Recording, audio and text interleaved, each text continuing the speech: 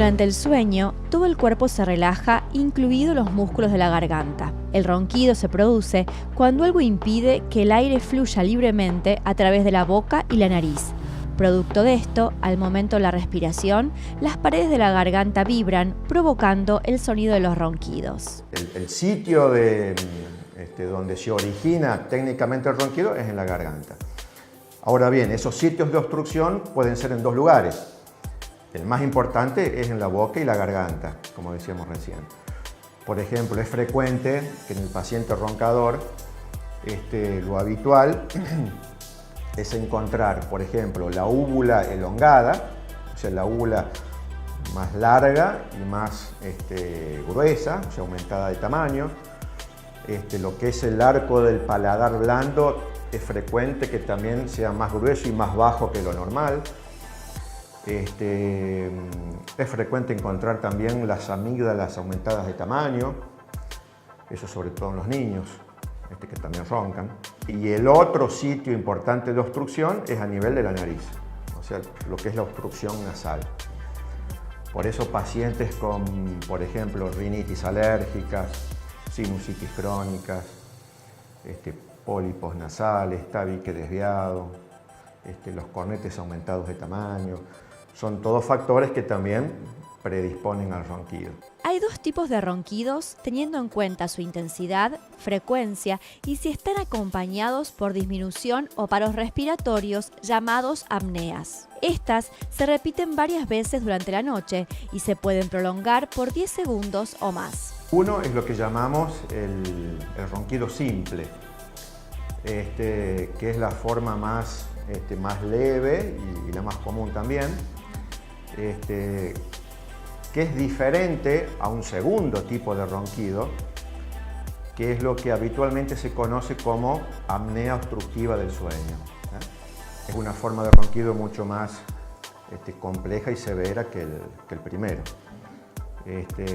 Se diferencian uno del otro principalmente por la intensidad y por la frecuencia del ronquido.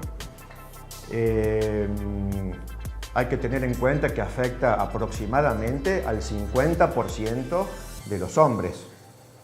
De todas formas, afecta aproximadamente el 25 a 30% de las mujeres también, sobre todo después de la menopausia. Las causas o factores que predisponen a padecer este trastorno del sueño son múltiples, pero la mayoría están relacionados a hábitos poco saludables y llevar una vida sedentaria. Hay algunos factores que son predisponentes para que se desarrolle el ronquido. Por ejemplo, uno de los más importantes es lo que es el sobrepeso y la obesidad. Es un punto muy importante a tener en cuenta. Por ejemplo, los pacientes con apneas obstructivas del sueño, aproximadamente el 50% son obesos. Otro factor a tener en cuenta también es el alcohol. El consumo de alcohol previo al sueño, ¿no es cierto? Recordemos que el alcohol es un potente relajante muscular. En este caso, relaja los músculos de la faringe, por lo cual predispone a que se desarrolle el ronquido. Otro factor predisponente es el cigarrillo, por ejemplo, que muchas veces te preguntan. Es importante. El cigarrillo lo que produce, en este caso, es una inflamación crónica, digamos, de toda la vía respiratoria superior. Las consecuencias de este padecimiento son variadas y afectan la calidad de vida de las personas que lo sufren, impidiendo que desarrollen su rutina de forma normal y pudiendo traer aparejados problemas físicos. La somnolencia diurna excesiva. Son pacientes que tienen sueño durante la mañana. Otra, por ejemplo, son los dolores de cabeza, preferentemente durante la mañana también.